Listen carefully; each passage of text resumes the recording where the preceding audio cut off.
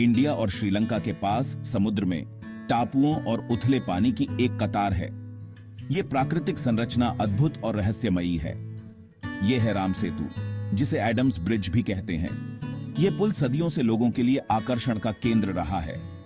बहुत से लोग मानते हैं कि यह वही पुल है जो भगवान राम ने रामायण में बनवाया था। यह पुल उनके भक्तों के लिए एक पवित्र स्थल है। यह पुल लाखों लोगों के लिए श्रद्धा का प्रतीक है, जो बुराई पर अच्छाई की जीत दर्शाता है। हर साल हजारों श्रद्धालु यहां आते हैं, जो बुराई पर अच्छाई की जीत दर्शाता है। यह पुल हमें सिखाता है कि सत्य और धर्म की हमेशा विजय होती है। राम सेतु की कहानी पीढ़ी दर पीढ़ी सुनाई जाती है।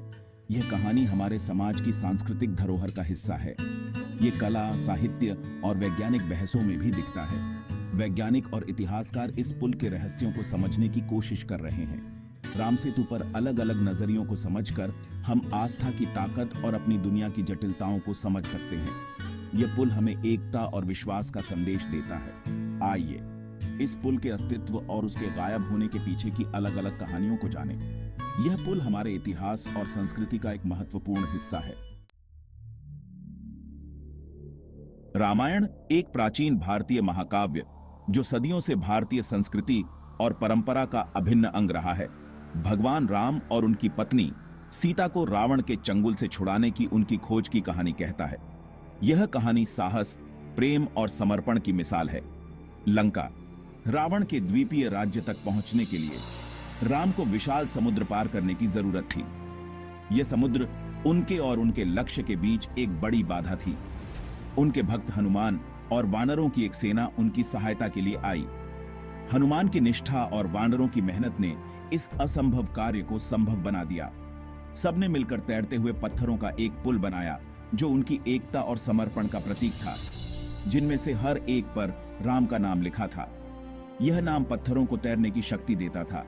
यह पुल, राम सेतु, उनकी भक्ति का प्रमाण था और इसने राम को रावण पर विजय प्राप्त करने और सीता से फिर से मिलने में मदद की। यह पुल आज भी भक्ति और समर्पण का प्रतीक माना जाता है।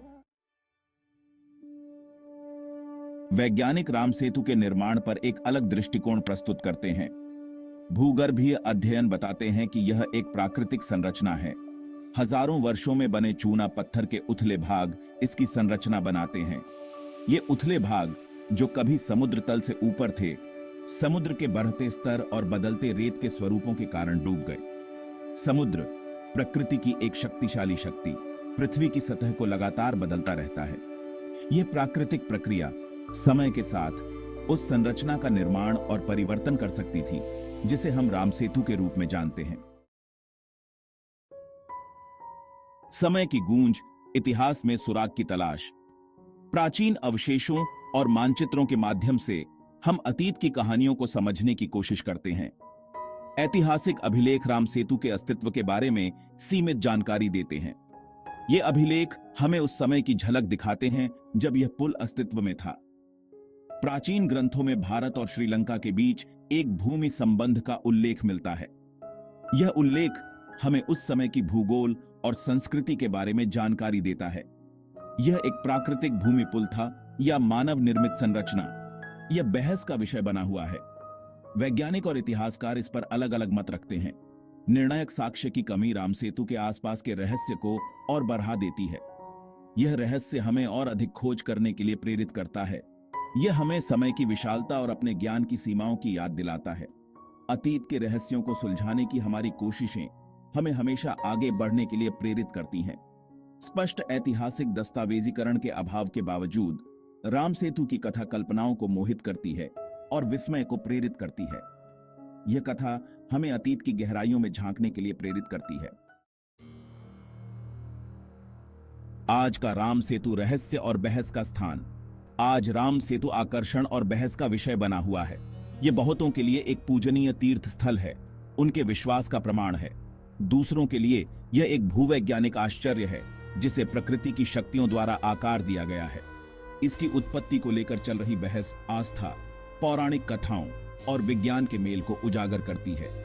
यह हमें इस तरह के रहस्यों को खुले दिमाग से देखने, विविध दृष्टिकोणों का सम्मान करने की याद दिलाता है। अतीत और वर्तमान के बीच एक सेतु। राम सेतु चाहे एक पौराणिक पुल हो या एक प्राकृतिक आश्चर्य, भारत के अतीत और वर्तमान के बीच एक सेतु का काम करता है। यह प्राचीन कहानियों, मान्यताओं और प्रकृति की शक्ति की याद दिलाता है। राम सेतु की कहानी, चाहे उसकी उत्पत्ति कुछ भी हो, प्रेरित और उत्सुक करती रहती है। यह हमें आस्था, भक्ति और हमारी दुनिया के निरंतर बदलते स्वरूप के बारे में सिखाती है। इसके अस्तित्व के आसपास का रहस्य हमें अपने आसपास के अजूबों पर सवाल उठाने, उनका पता लगाने और उनकी सराहना करने के लिए प्रोत्साहित करता है।